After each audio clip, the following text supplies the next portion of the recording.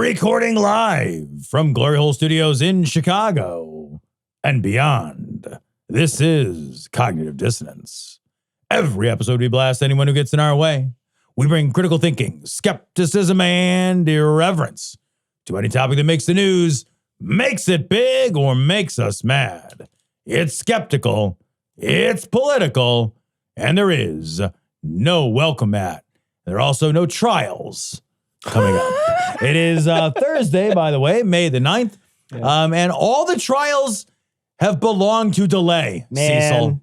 Man, you know, they were talking a long time ago. They were saying that Judge Cannon, there's a possibility that Judge Cannon would be doing things for Trump because she was put in there because of it. And if on the other show that I do, Lawful Assembly, we went into we sort of researched Judge Cannon and that case a little, and we talk in detail about it. It's a couple episodes ago.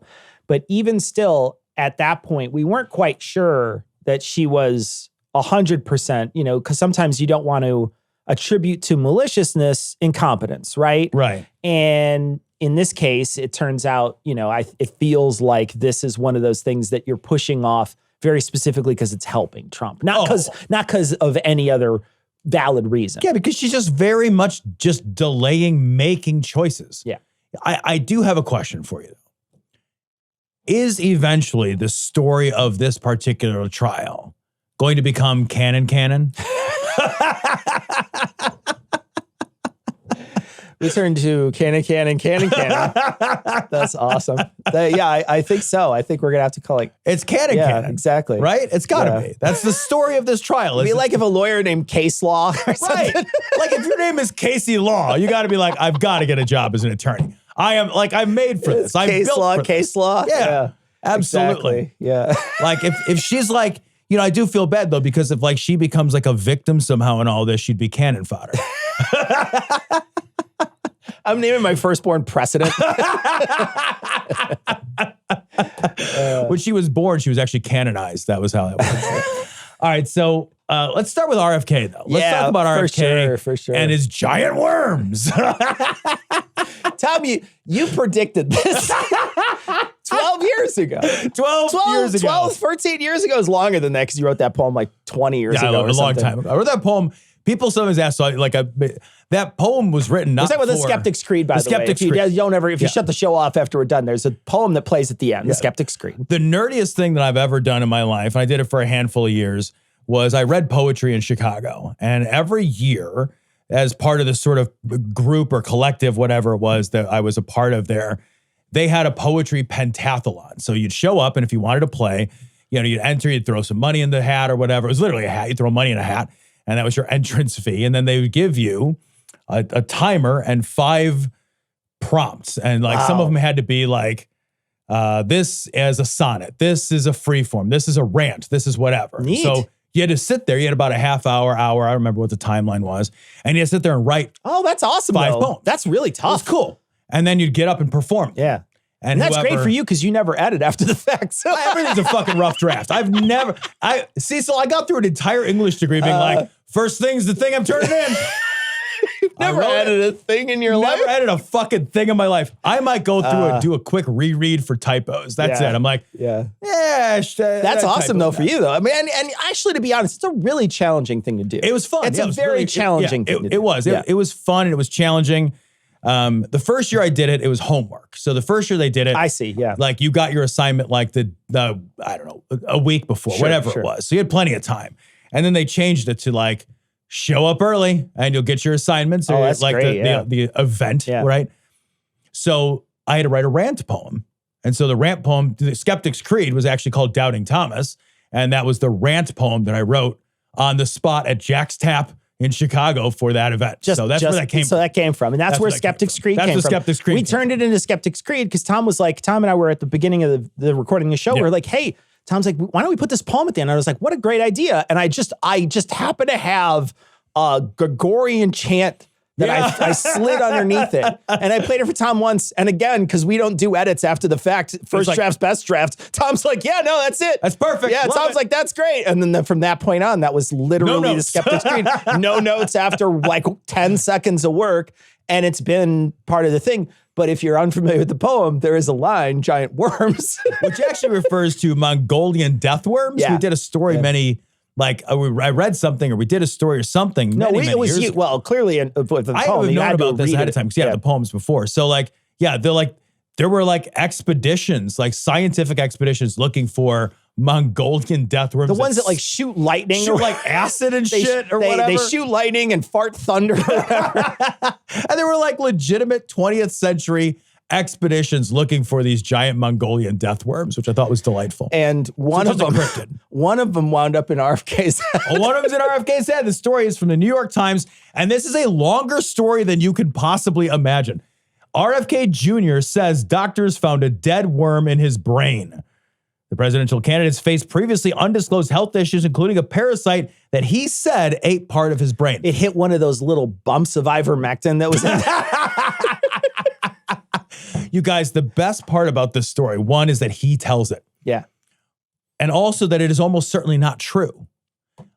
RFK Jr. is so full of bullshit that he is telling a story about a worm in his brain that ate part of his brain. And in this article, they're talking to doctors. They're like, there's no worms in your brain that eat your brain. There's like worms that can live in your brain. They're like trichinosis larvae or whatever. And they can live in your brain, but they're about 1/3 of an inch long and they survive on nutrients. They don't actually eat your brain. But this guy is so fucking stupid, and not from the worms. Yeah. He's so fucking stupid. He's such a self-diagnoser. Yeah. Right? This guy is such a fucking self-diagnoser. He's a self-made scientist with fucking air quotes around scientist. They do address other health concerns. At one point, Cecil, they talk about how he ate so many tuna sandwiches. Do you remember this? That he had to have collation therapy? He had so many tuna sandwiches, guys, that his mercury levels in his blood were 10 times higher than what we're saying. When he walked in a warm room, his head would get really red. When he bleeds, it just kind of like puddles on the floor and you can play with it in your hands. Actually, if you shoot a hole through a windshield, he could slide through it like the Terminator. He just goes right through the hole. RFK Jr. just forms his hands into blades and shit, cuts up his opponents. Like every time he takes his he's just following you around. I like a tuna sandwich, man. How much tuna do you have to eat? But also, here's the thing. We've known for so long that fucking fish along the food chain bioaccumulate heavy metals, including mercury. I've known this since at least 25 years. Sure. And the recommendation has always been, I think it's even on the cans now. The recommendation has always been, hey, asshole, once a week. Yeah. All right? Don't get cute. Full of fucking mercury. Who the fuck fills themselves so full of tuna? So full of tuna that they've got to get their fucking blood cleaned with fucking collation therapy, which is dubious, by the way, at best. But like to remove the heavy metals from his body. He also had to fucking ear candle him out and fucking use his fucking detox foot patches. He's at the movie theater, and instead of a bowl of popcorn, he's just got a big bag of canned tuna that he's just eating like big chunks of canned tuna. And he's just drinking a big, like super big gulp of thermometer juice. Just breaking them open, pouring them on top. This guy is such a fucking joke. And who's voting for this asshole? And the worst part is like one of the they don't say it exactly, right? So you got to read this article, and the way the article comes out is basically they're saying he could be lying to get away with paying less money to like his ex-wife or something. There's a settlement that's happening at the time that he says something about these worms in his brain in a deposition to try to get a lesser payment or something on some. And one of the things he tweets out after the story breaks, he says, I'll add 5 worms to my brain and I'll still beat those other 2 guys. Which is actually I was funny. like, you know what? That worm came up with a good joke. Do you ever watch Futurama? No, I don't know. There's an episode of Futurama, listeners that have seen the show might remember, where like Fry, he's the dumbass in the show, like he's the Homer of that show, right? He's dumber than dog shit. And like he gets infected with worms, like parasites that make him brilliant. I don't think that worked for RFK. I don't think it worked. I don't think it's like the people are like, I'm going to eat a tapeworm to lose weight. It's like, no, it'll never work. This guy gets infected with parasites. He's going to climb the biggest blade of grass to get eaten by like a bird or whatever. Like those ants or whatever that get it in their brain. That's the very best thing that could happen to him. Right. But again, this is the sort of grifter. You get a grifter smorgasbord if you want to choose for president, because one is currently on trial for paying hush money for trying to subvert the last election because they held the stories about Stormy Daniels and they made sure that stuff didn't leak before the election. And then you have this guy who's, clearly a grifter, has been grifting about all kinds of things throughout his career. Yeah. And what you're left with is Biden. That's what if you don't want somebody who's like a massive grifter, that's what you get. Like RFK Jr. is one of the 12 top spreaders of disinformation online. Yeah. Like when studies have been done about like, where does all this disinformation come from?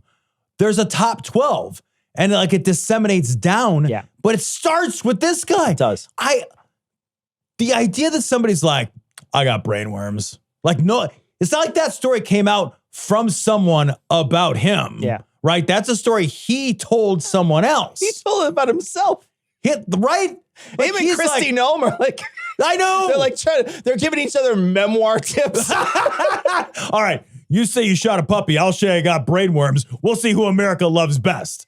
And like America's like RFK, early bird gets the worm. There's a woodpecker like walking into the top of his skull to fish that shit out of there. Fucking A, man. God, we live in a simulation. Dude, it's a bad simulation. We live in a fucking simulation. Cecil, here, I know I've told this before, but I'll say it again because it's funny. And it relates to a book I'm reading. So like in my bedroom, above my bed, I had a light fixture. And it was like, like the light's in the center, and then it has these little like prongs that go out from it. And goddamned if it doesn't look exactly like a coronavirus model, like exactly. And there were like a handful of moments when I'm like, I'm probably in a coma. I'm in a coma just dreaming this. And I've been dreaming this nightmare for the last 4 years. And like, I'm now reading a book about nuclear war. And I'm like, I shouldn't read this. I shouldn't read. There's a tiny part of me. There's like a part of your brain that's like, there's that little worm is in your ear. Yeah, right. Because everything's so stupid that part of me is like, there's no way it's not real. There's no way any of this is real is what I mean. Like, there's no way. No way. And I'm pretty sure, I'm not a doctor, but I'm pretty sure if the cancer dies, I mean, if you die, the cancer also dies at exactly the same time. So that, to me, is not a loss, that's a draw. That's you know what I mean? All right, this story's from USA Today. Congress voted against funding a cure for cancer to block a win for Biden. It's an exaggerated headline. It's not a cure for cancer, but it can lead to way better treatments for cancer. Right. And that kind of funding from the government can really help with people who are dying of cancer, people who have terminal cancer, or it's gonna be terminal eventually. The more research we do and the more we do now, the better off chance they have of possibly living through it. And the fact is that they just don't want Biden to get a win. And I think that this is perfectly emblematic of our political system. Just pay attention to this sort of thing and see they don't care about people. Yeah. They don't give a fuck about people. Not at all. This is like the Moonshot for Cancer program, right? And it's like, I have read many articles that suggest that there will never be a cure for cancer because cancer is categorical. It's not specific. So it's not really one thing. It doesn't function biologically always. So the idea that we're going to solve it with one solution is probably not accurate. But there are a lot of cancers that used to be real bad news if you got them and now have very successful treatments. Mm-hmm. And that only happens because we fund and do research to find out what those treatments are.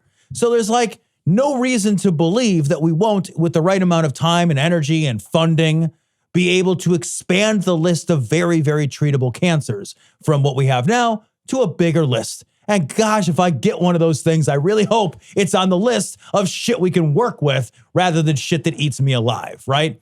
And of all the fucking things that we spend money on, right? All this shitty stuff. We're sending 2,000 fucking pound bombs to Israel so they can drop them on Gaza, right?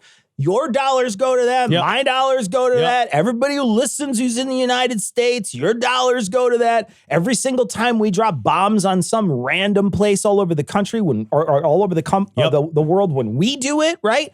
Your dollars pay for that. Every time we, build another wall and make somebody who spent 1,000 miles to cross the Darien Gap. Every time we turn one of those people away, we paid for people to tell them to go away. That's your money, right?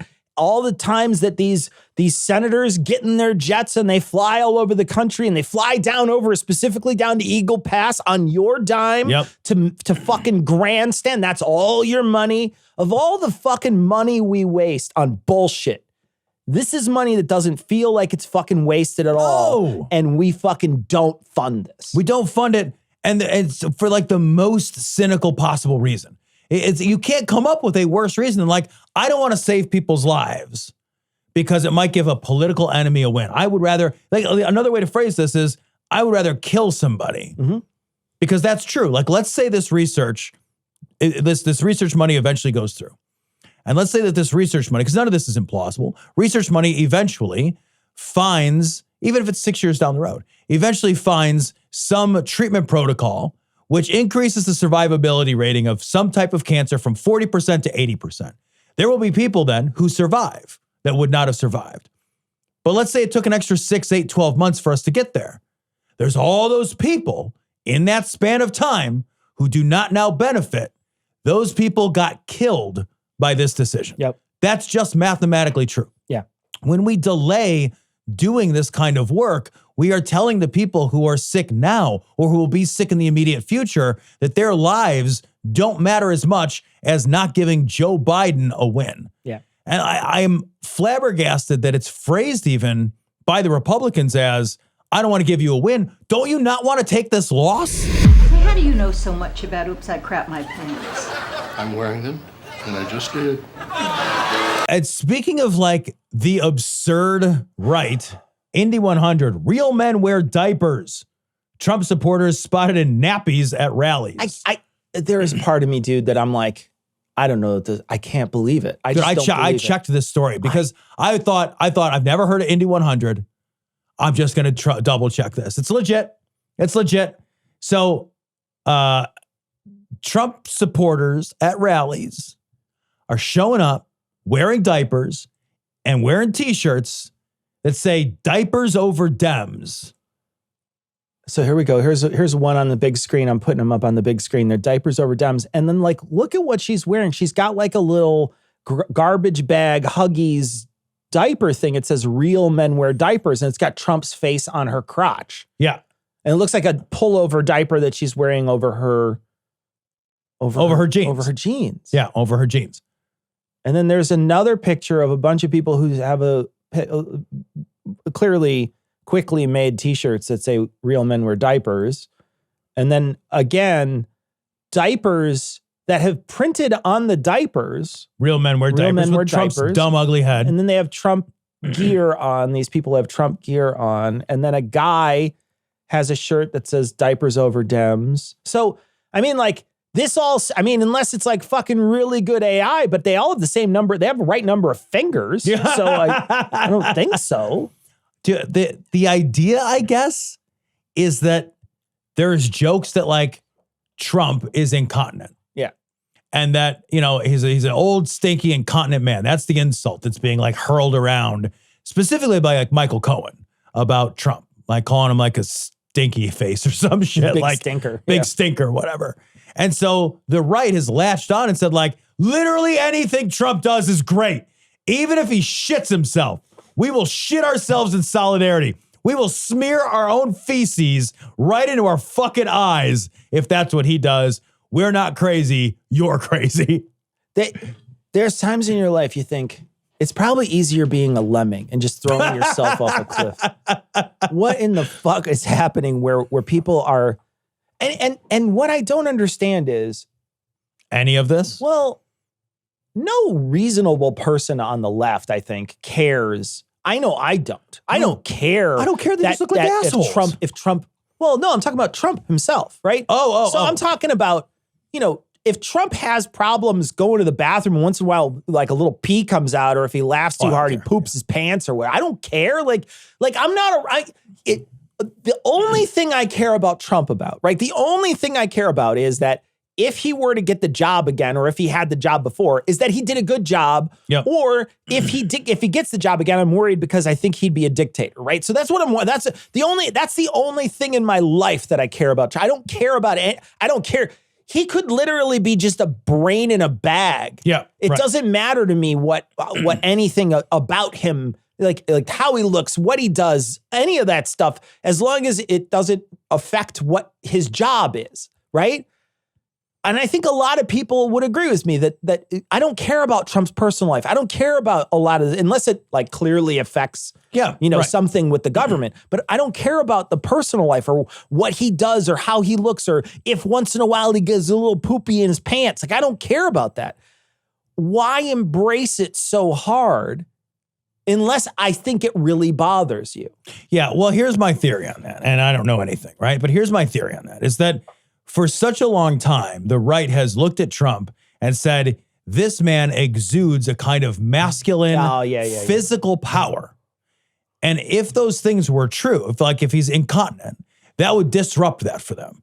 So they have a choice only to embrace that. So it's either put shit in your pants in the masculinity column. Yeah. Right. Or face the fact that he's not as masculine as you thought. Or that never should have mattered in the first place. Right? Because the only thing, to your point, the only thing that should matter about a politician is their decision making.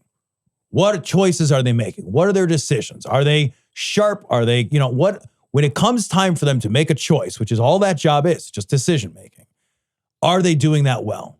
Are they able to make the right decisions? Are they able to make right choices? Are they able to move the room with their words to get done the things that need to get done? That's all that should matter. Don't care if you're in a wheelchair. I don't care if you're incontinent. I don't care if you're blind. I don't care if you can do a push-up or no push-ups. Like none of that means anything, right? None of it should. But I think the right is so stuck on that idea of the big, proud, strong warrior Trump, in this very physically embodied way. Even though, because it's all I can imagine, Cecil. Because I look at all the NFT stuff. It really displays that. Sure, yeah. I look at a lot of the Trump related iconography, which is kind of what you have to call it at this point. And it all really exudes this kind of false physicality, false physical strength. Mm-hmm. But he's not any of those things in person. In the flesh of him is none of those things. So I think they're trying to say the power of him must be made physically manifest in some way. When you say that, what I'm reminded of is that video that RFK put out with his shirt off doing pull-ups and 5 push-ups. And I think he's trying to cater to the same audience. He's trying to cater to that audience, which is that sort of masculine audience that says I'm a powerful leader because I'm a powerful person, and not that I'm smart or that I can control things or that I can handle a bunch of stuff at the same time. It's that I'm physically powerful, and that should be the thing that makes you want to vote for me. And that's so weird, right? Because that's confusing what real power is. That's because real power has nothing to do with your physicality, not in the circles of politics. Who gives a shit? Roosevelt, FDR, was an exceptionally powerful president. I mean, arguably one of the most powerful presidents in American history. And he was in a wheelchair. His legs were damaged by polio. So your power in politics has nothing whatsoever to do with your physicality. But these guys can't separate that. They have that power confusion. Yeah. I think it's because a lot of those people are pretty simple, right? And for them, that's a real simple answer. It's a simple answer to get the guy who matches their idea of what they think powerful is. Yeah. And if you fit that, if you come in and you say all the right things, then you fit it. And then you're going to be the one who they're going to pick. It's people. Soylent Green is made out of people. Listen to me, Hatcher. You gotta tell them Soylent Green is people! Companies that have made strides in cultivated meat technology said Florida's law stifles innovation in a space that is becoming competitive globally. So you can make meat without having an animal involved. Man, it's pretty incredible. What I think is so awesome is that they're using these vats full of, different types of amino acids that are like cell cultures from those animals, and they just reproduce and create this meat, and it's muscle tissue. Right. And it's it's literally the meat. It is meat. Right. And it's nothing ever suffered. Nothing had to die. Right. Nothing had to live in a small pen. Nothing had to, get forced up a line and get like fucking shot in the face and then, bled out on a floor somewhere. None of that shit had to happen. It's all just made. And then people can enjoy the proteins of meat if they enjoy those proteins. And then that's it. Yeah. And like the other thing too is that like there's no environmental repercussions and there's no disease propagation. Yeah. We're in the middle right now of a H5N1 watch, right? So H5N1 has started to like kind of move into populations of mammals that had not previously moved into before. Something like 39 herds in the United States of beef cattle are now infected with H5N1. And like, maybe that'll turn into something for people. Maybe it won't. There's a lot that would still have to happen. But like disease propagates from these big farms, these big high concentration, like CAFO farms. It propagates out of those farms and into the human population and cause serious problems. This could eventually be a way to solve for some of that. Right now, it's not scalable in a way that makes it financially viable. But like most technologies start off that way, right? Like, that's how it works. We have to start small, proof of concept, build efficiencies and economies of scale. You can't do this if we just stifle it because the fucking cattle lobby goes to the governor of Florida or whatever and is like, hey, you know what them liberals are doing? Making meat in vats. Meat in vats isn't as good as meat we look in the eye and slaughter wholesale ourselves. Like, what the fuck? And make no mistake, even if there is lab-grown meat and they make this perfect and it's able to be put out there in the world, there are still going to be people who want a I killed it myself or somebody killed it for me cow. Oh, yeah, the rolling coals. That's never going to go away. The rolling coals will do it. It's always going to. Now, it'll probably be a much, much smaller market because the moment they say to me, lab-grown meat is environmentally better, lab-grown meat is able to be made en masse and you're able to get it, and it's safe for consumption, meaning it's not going to hurt you at all. There's we didn't like engineer it and it fucks you up. It like turns you into a fucking cow or something after you eat it. If those three things are true, I literally would never, ever, ever eat a cow again. I would 100% only eat lab-grown stuff. There was no reason to anymore. There's no reason to. There's literally no reason to. As long as when I go to the store, it's within my reach financially. Yeah, exactly. I would never, 100%. And my hope would be, after a while, that all the lobbies that, got all that money throughout years and years and years of lobbying through the beef lobby and all the milk, they would be able to give some of that money to the people who are now doing this work. Well, to change how we consume. And like, honestly, like if you're the cattle industry or the chickening industry or whatever, wouldn't you want to invest in this as the next step so that you're not left out? That there's a way forward, I guess is what I'm saying, where nobody has to lose everything. And I understand that like transitions always mean that there will be people who are left behind when that transition takes place. And that super sucks. And we should be honest about that. And we should have ways to sort of catch those people. Sure. Because it's through no fault of their own that society or technology or culture moves away from how they make their livelihood. So like, I do think we need to have better support systems that catch those people so that we can move on without having this like constant regressive push. We get these big regressive pushes with coal, with cattle, with so many other parts of our, need to change the world into a greener world, in part and understandably because people are like, I don't want to lose my job. I've been doing this for 30 years. That's what I've trained to do. This is all I've trained to do. My parents trained to do this. I'm really actually very sympathetic to that. That's hard for people. And I don't want to like leave those people behind. But part of the way that we do that is we create a social safety net to retrain those people, to catch them. And then they won't push back against that, the fear of failing and the fear of not being able to feed their families. I do think it's a problem that we're just like, well, if we can do it, we transition, and whatever gets left behind, fuck it. Yeah, you're right. You can't do that. Yeah. You know, there's a way to do it thoughtfully. Yeah. But ultimately, if we can make this to where it's not chewing up as much energy, it's not shitting methane into the atmosphere, it's not causing pain and suffering, it's not propagating disease. Like, there's a lot of reasons to move away from meat. Yeah. You know? And there is. And you know, the pathogens that are in the meat too. The stuff that, you know, you're talking about E. coli and other stuff that's not just like, it's not a bird flu or something. It's just happens to be, you know, the germs and also the germs of them being together, right? Yeah. We're creating like herds of animals that are becoming immune or resistant to antibiotics because we're keeping them in places where the antibiotics don't work anymore because they're getting super bugs. Oh, yeah. And they're fucking tuning each other up, and then they're blowing past any antibiotic sort of treatments that we have that can keep them in check. That's dangerous for the human race. That's my God. super dangerous. If we can move that stuff along, great. If you can't, then, you know, we're going to be looking at 100 years down the road with super bugs that we can't do anything about. If it even takes 100 years. I know. It could be shorter time.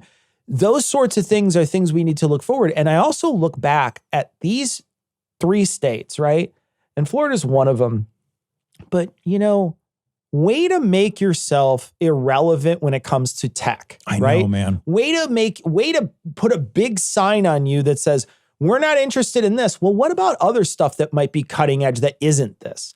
Will you choose Florida now? Because what happens if you set up shop in Florida and then suddenly they're like, you know what? We actually don't want to do the big thing that you're doing either. Right. We don't want to move forward with that technology or that technology. If they're cutting down one, what's the next one? Yeah, right? well, yeah. You're not going to be an investor who's looking around and saying, well, Florida's where I'm going. No, yeah. Well, I mean, clearly Governor DeSantis's vision for Florida is to build a regressive wonderland. Oh yeah, absolutely. Like, he wants to like turn the entirety of Florida into like the Republican Magic Kingdom. Yeah. That's absolutely what he's trying to build.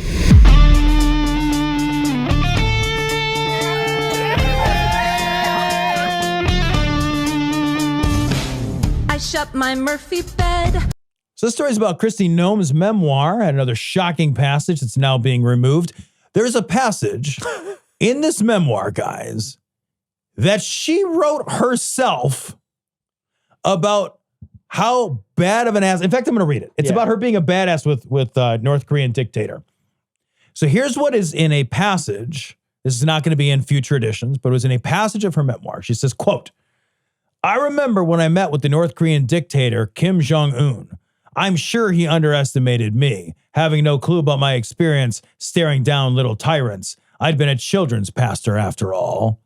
Tee-hee ha-ha. And then someone came to her staff and said, did she really meet with Kim Jong-un? And they're like, probably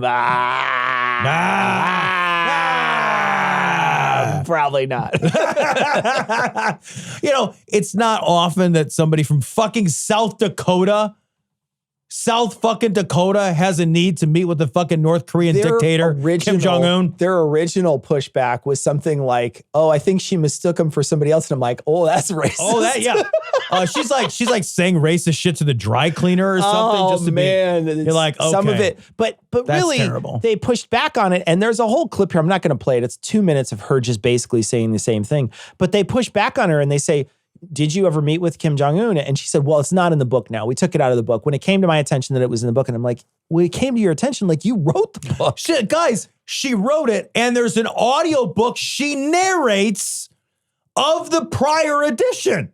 So she wrote it, then she read it out loud back to you, saying, I remember when I met with Kim Jong-un. And then people are like, you never met with him. And she's like, you know what? I don't remember that. I want to say this feels like someone trying Trump's playbook and failing. Oh, right? Yeah, 100%. You know, she tried to do the I'm a tough guy thing with the dog, right? And that blew up in her face. Terribly. As long as the dog, also the dog's face, but her face too. And then she tries. Pretty rough. Then she tried this, very specifically tried this, and everybody's just like, yeah, no, that didn't happen. No. But with Trump, he could probably say literally anything, and it doesn't matter. He just pushes forward. The thing is that she blinked, right? Trump never blinks. Right. Trump never blinks. They'll come to him and they'll say, that wasn't true that you met with him. He's like, I met with a lot of people. And then that would be the end of the conversation. A lot of people, great people. Don't worry about who I met with. The people I met with are important. I meet with them all the time. I don't need to answer your questions about who I meet with. I'm a very busy man. And people are just like, none of that was anything. But it doesn't matter. But she blinked. Yeah. Like the thing was coming at her and she decided to, you know, put her foot on the brake and swerve a little. Yeah. And that's enough for people to say, oh, you actually know you fucked up. Because that's normal. Yeah. Like that's a return. Like here's what's the thing that like is just occurring to me is that like we are astonished at some semblance of a return to something approaching normalcy. It is normal and right that when a politician gets caught shooting a puppy, that should be career ending, or lying about meeting with a fucking dictator of a foreign country. Like these should be a big deal. I think we just sort of lost our shit for a minute there where we're like, we're not sure what big deals are anymore. We don't know. Yeah, it could be. What should matter? And like, because like there are some politicians who did run the playbook well. Marjorie Taylor Greene runs the playbook. Yeah, I think so. She runs that playbook and she runs it like pretty hard. And there are others on the right who don't run it as often, but they run it.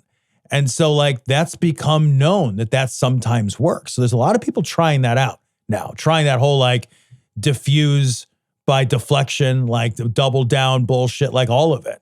So yeah, it's crazy to me that it doesn't work though. You know, like it seems like something that should work. It seems like, especially if she doesn't blink, if she just leans into it, and even if she just lied and said, no, I met with him. Yeah.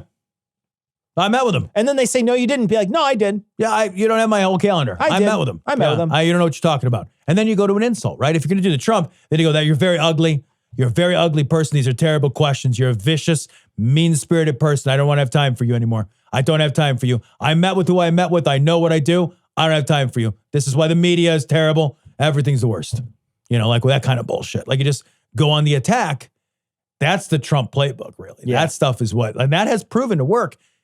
And I do think like MTG or Marjorie Taylor Greene has done a pretty good job of that. Sure. She's just dumber than dog shit. Yeah. So it's starting to all backfire on her because she's just making crazy person decisions. Yeah. This lady, that dog thing really hurt her though. Oh yeah, it did. Very much. Oh my God. Yeah.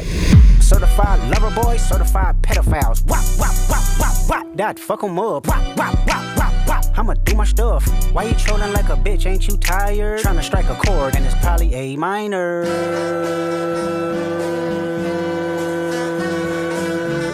So stories from Salon. You remind me of my daughter. Stormy Daniels testifies that Trump compared her to Ivanka. This has sort of been all over the news this week, and this isn't the first time I think in American politics that we've seen these sort of salacious things. I remember the Bill Clinton blowjob stuff that was happening when they were questioning him. Oh, the blowjob, the cigar, the dress, the whole thing. The whole thing. Uh-huh. So it's not the first time in American politics where this sort of thing happens, but the one thing that I think sucks about this is that a lot of people now are focusing on the sex acts that happened, this sort of thing, this sort of salaciousness about this. I think that there is a creepy power dynamic that happened between the two of them. It's very obvious when you hear the story. It sounds really gross, like the way he very much took advantage of her. Like you can hear it in the story. It sounds gross and disgusting.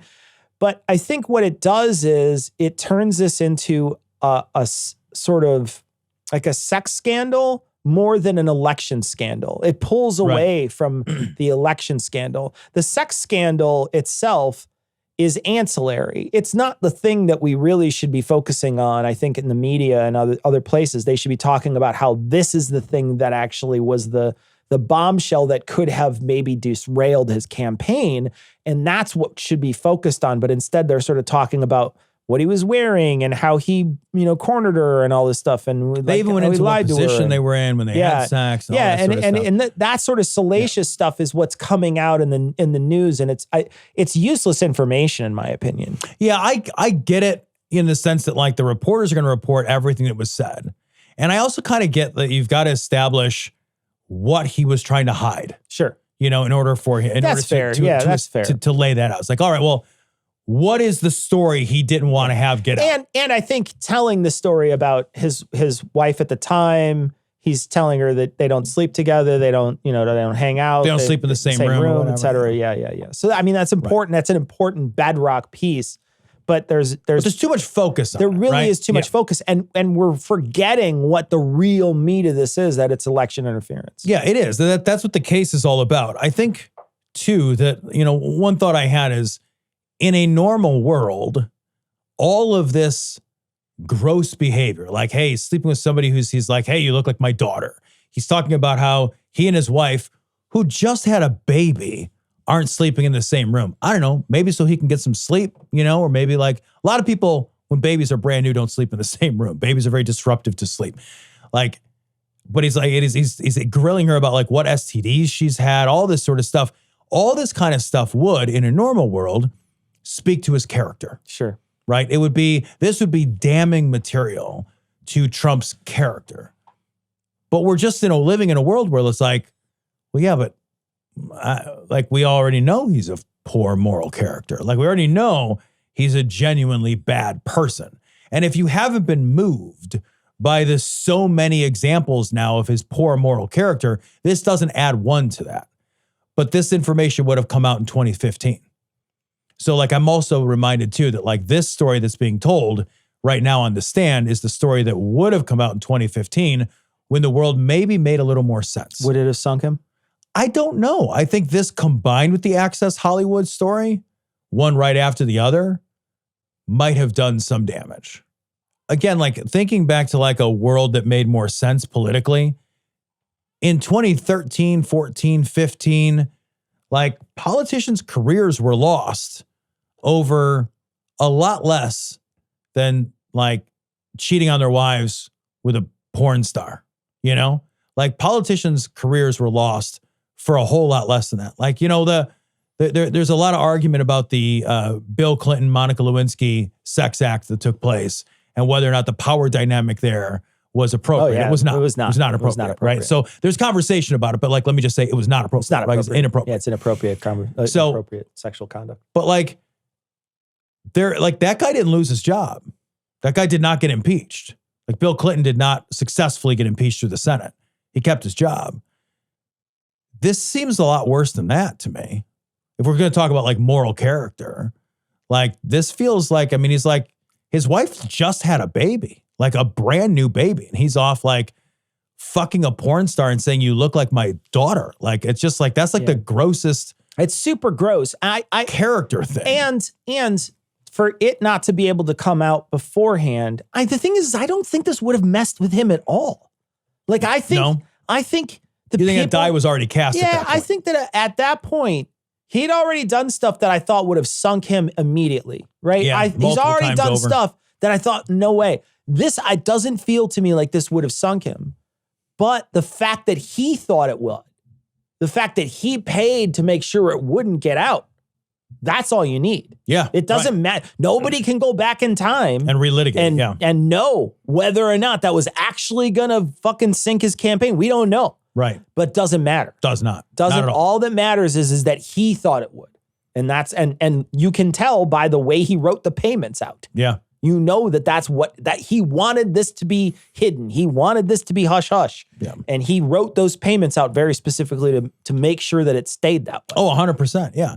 And like, I do want to comment again on the looks like my daughter thing, just because this has come up like a few times. Like, he's on tape making comments about like how beautiful he thinks Ivanka is and how he'd sleep with her if she wasn't his daughter. He's like said it out loud and everything. This is a gross person. It's disgusting. I'm, again, fucking floored that we're living in a world where 70-some million people are like, that's my guy. Yeah, no. Yeah. He's a fucking gross person, just as a human. Yeah. This is a bad example of humanity. He's so gross of a human. If he was your neighbor, you'd be like, fuck, that guy cannot come over for the barbecue. I don't want him around my kids. I don't want my wife. I don't want him around his kids. That's right. I don't want him around his kids. And how do you feel if you're Ivanka and you read this? Dude. She's got to be so grossed out by her own dad all the time. All the time, how nasty man. Is that gross? Ugh.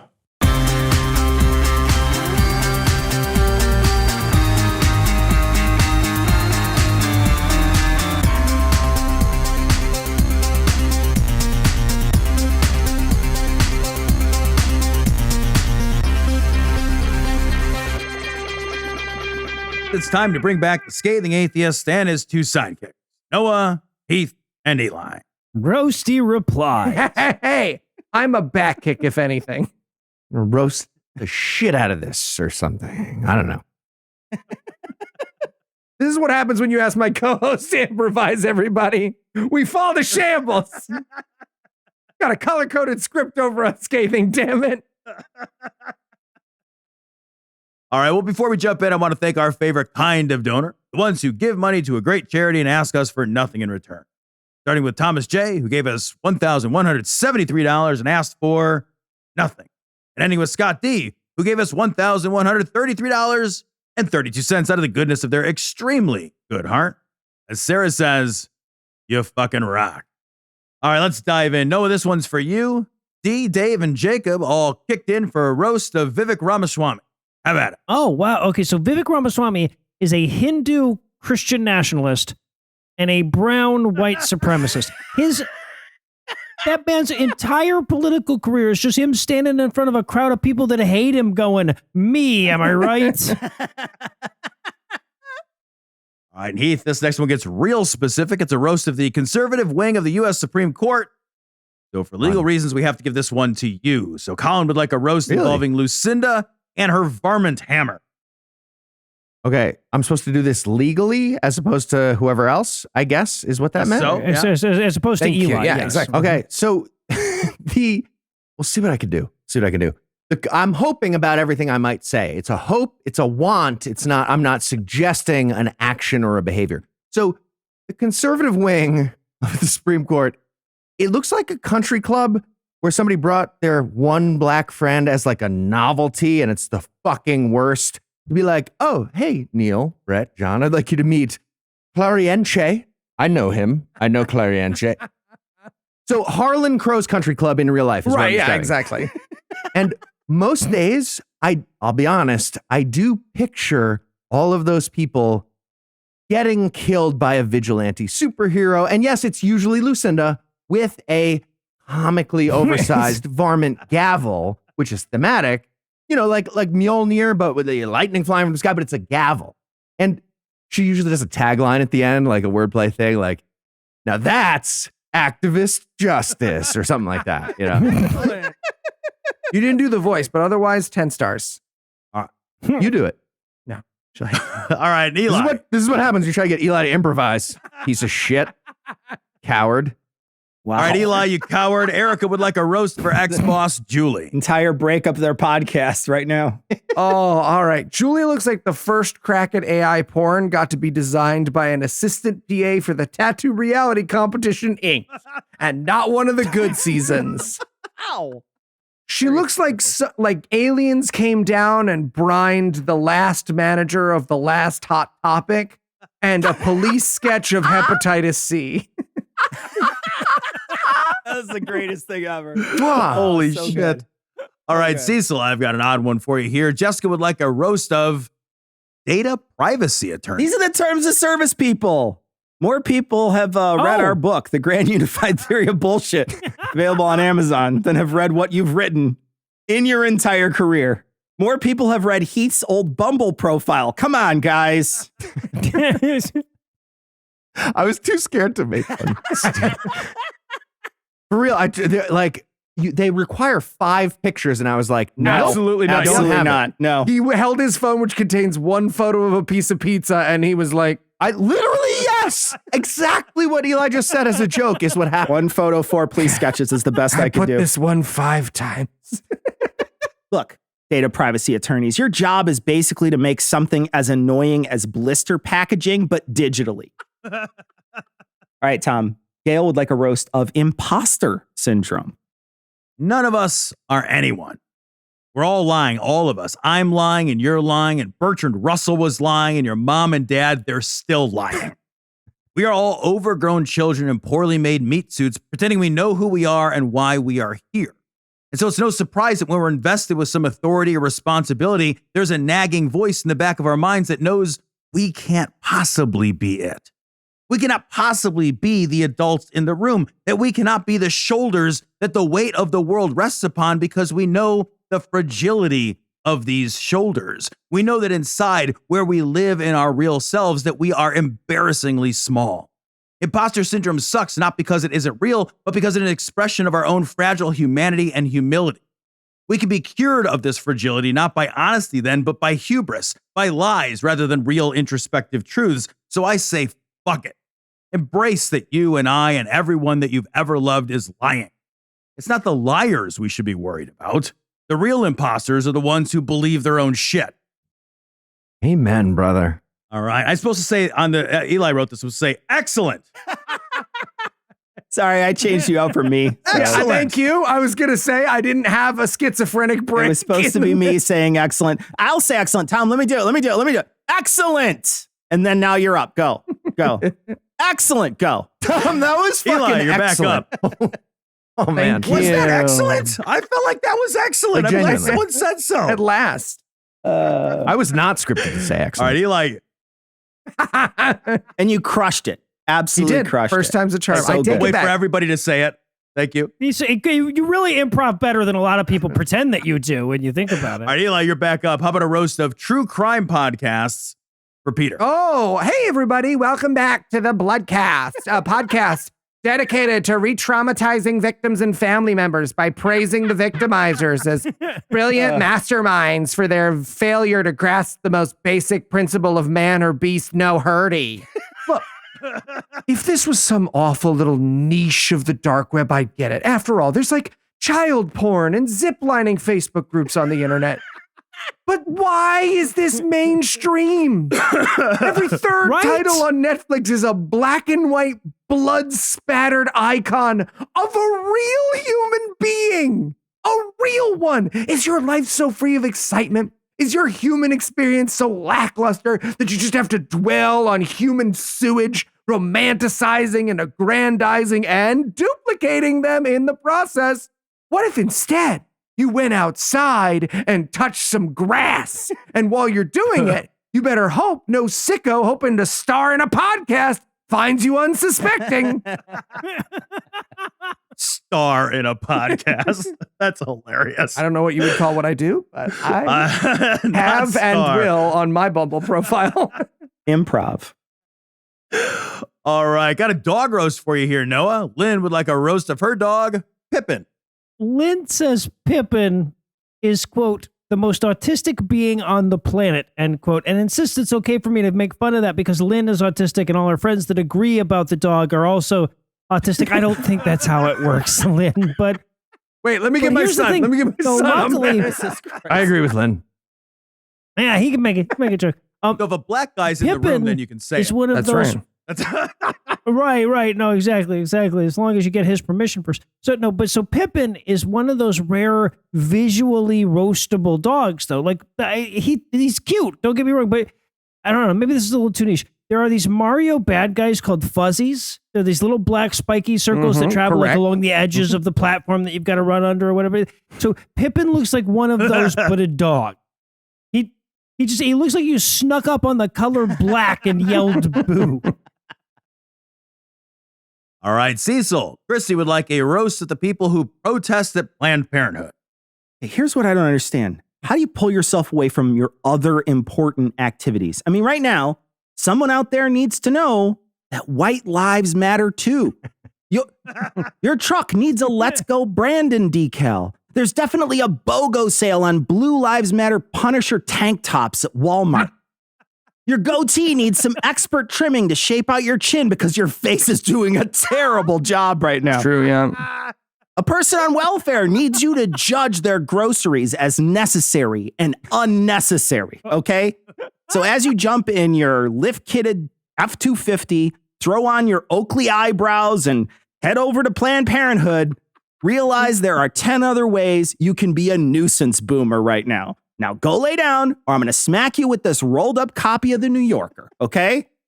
Don't say how much torque your truck has. All right, Heath, this next one is for you. Hayden wants you to roast food poisoning. Okay. So there's only 2 times in my entire life when I shat and vomited at the exact same time. One. I don't believe you. One. Shut up. Shut up. For this story, it's 2. One of the 2. Shut up. One of the 2 was at Action Park.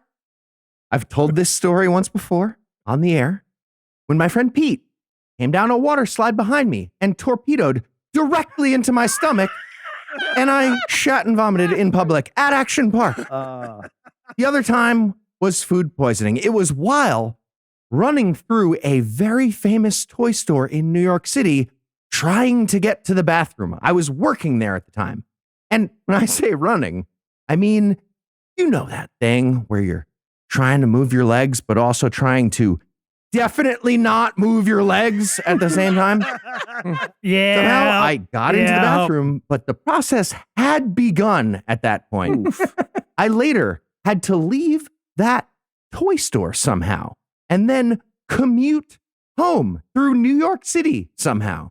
That was my experience with food poisoning, except it's not actually over at that point. Seems like it would be, but it's not, because fuck you. You're going to spend the next 2 to 5 years feeling like everything I just described is almost going to happen at any given moment all the time. Great. Yep. I can't look at egg foo young. Not just eat it. I can't look at it. I'm like, nope, not near me. I can't eat gas station sushi anymore. It's fucked up. Woof. Woof. Again, lying. Woof. All right. I've seen it. Tom, as the last one of us who has to wear pants to work, this one is for you. Jonathan would like a roast of personality test-based business consulting. Ooh. Specific. Personality testing in business, it actually makes all the sense in the world. Nothing about personality testing is rooted in science or reason, and let's be real, neither is business. The personality tests aren't predictive of anything either, because your personality isn't proscriptive so much as it is descriptive. The business world knows this, but really all the veneer of these tests is part of the ongoing effort to do literally anything else other than build meaningful and satisfying workplaces for employees. Instead, here he goes, we'll just weed out candidates who don't fit our horrifying toxic culture before we hire them so we can avoid awkward meetings with HR and their attorneys. And now, of course, that whole endeavor is built and judged and evaluated by soulless machines who will eventually fire and replace the very people that they tested into that hiring. Anyway, best of luck on your future endeavors. All right, Cecil, another one for you here. Angela W. would like a roast of the Curtin McConkie law firm that represents the Mormon Corporation. And if I mispronounce that, I don't care. Not even a little. All right. No. There's definitely something your law firm and the Mormons have in common. You both obsess over briefs. Seriously, though, how much of your job is permission slips for parents of child brides? I mean, in some way, it's kind of cheating because you're basically repurposing the same legal documents someone would use for a daycare, except for cutting out all the protections for the kids. Sure, yeah. Woof. All right, Eli. Steve Christian would like you to roast monogamy. I mean, Tom, we already have a whole podcast where I do that. I feel like it's... Well, Steve, I guess would like you to do it here on my podcast. Okay, very well, very well. Guys, you know me, naked. You know me, my body, and naked. Listen to how much I love my wife. What are you doing, man? You know sex? You know sex? That super awesome thing that the vast majority of people define as one of the best human experiences? Well, I love my wife so much that I want her to only have sex with me till she dies. I know. What can I say? I love my wife so much that I think the only sexual partner she should have for the rest of her life should be me. No matter how old I get, no matter how I look, I just love my wife so much that she gets to have sex with me and only me forever, or else I'll divorce her and destroy our family. Because I love her so much, you see. That's why. That's why. All right. You're bad at sex. You need to outsource it. I've got it. Okay. I mean, that is the short version. I just summed it up. That's how economics works, Tom. You know this. Concise. You. All right, Heath, this next one is for you. Olivia would like a roast of sloppy developers and coders. Okay. Yeah. This is super annoying. So, hey, sloppy developers and coders. For loops never end if you don't tell them to end. They're loops. They would need to end or else they keep looping. Write a fucking break condition, you piece of shit. It obviously won't end.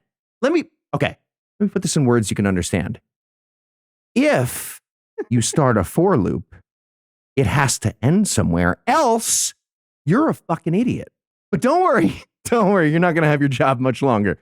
At this very moment, you're either already fired or your boss is right now working out the final details of firing you and replacing you with AI that was written by somebody who wrote a never-ending for loop that's creating Ultron. So I guess it's a fun little irony in there for you. All right, Noah, tricky one for you here. Lydia P would like a roast of multiple sclerosis, of the disease, not the people with it. That would be. Well, thanks for at least that. Woof. All right. Hey, MS, pick a fucking sclerose. Thank you. Like one would be bad enough. You have multiple sclerosis. Fuck you. You're like if not being able to decide where you wanted to eat was a disease. You can't even pick a consistent set of symptoms, you waffling ass mystery symptom malady. You're the fucking, you've been rebranded so much, you're the fucking Ted Cruz of diseases. Wow. So, wait, no, so I'm sorry. Yeah, that was too far. That was too far. I apologize to multiple sclerosis. You're not that bad, but you're still pretty fucking bad. Does anybody have like one sclerosum or whatever it is? Where it's just single like, sclerose? It's just like I have one. I bet when I'm in the bodies exhibit, that's tracks. what the plaque underneath Definitely me tracks. will say. Okay, Tom, last one. Kate would like a roast of entitled customers.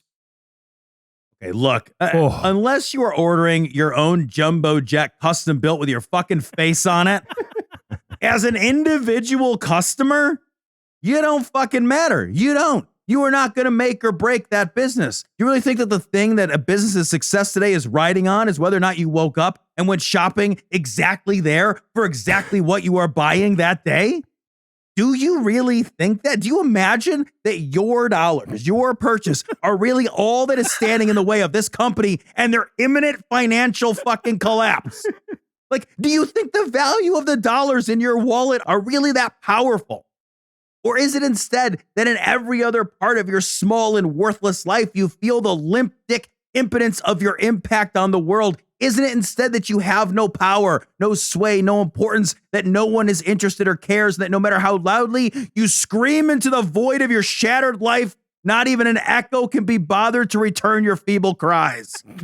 And maybe, just maybe, in that tiny desperation, you imagine not that your dollars are important, but maybe those dollars, those paltry and insignificant as they are, can for a brief and fleeting moment make you not be, but perhaps at least seem to someone like you matter. The smallness of it all, the feckless immateriality of your existence, made for a moment less painfully manifest by some wielding of imaginary power, doesn't make you bigger, but shines instead a spotlight on inept, trifling insignificance of yourself. So stamp your feet and shake your fist at managers and gods all you like.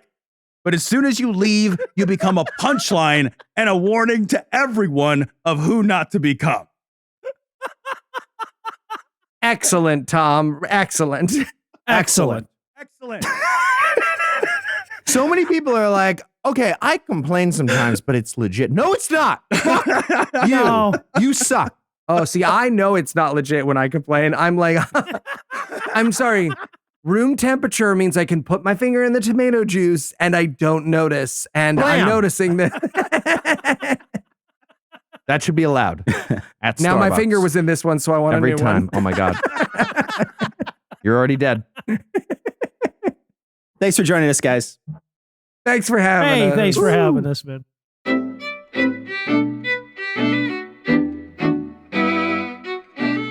So I want to thank Noah, Heath, and Eli. Thank you so much for joining us for Vulgarity for Charity. There'll be another 1 or 2 more of these coming out soon. I don't know exactly when, but there's still some roasts that need to be done. So if you haven't heard yours yet, don't worry. We're still getting to some of them that are that have been on the backlog. So don't worry. We're going to get to them all, but we have a couple more roast shows to go. All right, that's going to wrap it up for this week. We're going to have a long-form show this Thursday coming out. And if you're a patron, Tom was going to read 3 full articles this Tuesday. Those should be available for patrons. But we're going to have a long form on Thursday. Come back then, and we'll catch you next Monday. But we're going to leave you like we always do with the Skeptic's Creed. Credulity is not a virtue. It's fortune cookie cutter, mommy issue, hypno-Babylon bullshit. Couched in scientician, double bubble, toil and trouble, pseudo quasi alternative, acupunctuating, pressurized, stereogram, pyramidal, free energy healing, watered downward spiral, brain deadpan sales pitch, late night info docutainment. Leo, Pisces, cancer cures, detox, reflex, foot massage, death in towers, tarot cards, psychic healing, crystal balls, Bigfoot, Yeti, aliens, churches, mosques and synagogues, temples, dragons, giant worms, Atlantis, dolphins, truthers, birthers, witches, wizards. My friend, you've been kicked in the nuts. Shaman healers, evangelists, conspiracy, doublespeak, stigmata, nonsense. Expose your sides. Thrust your hands, bloody, evidential, conclusive. Doubt even this.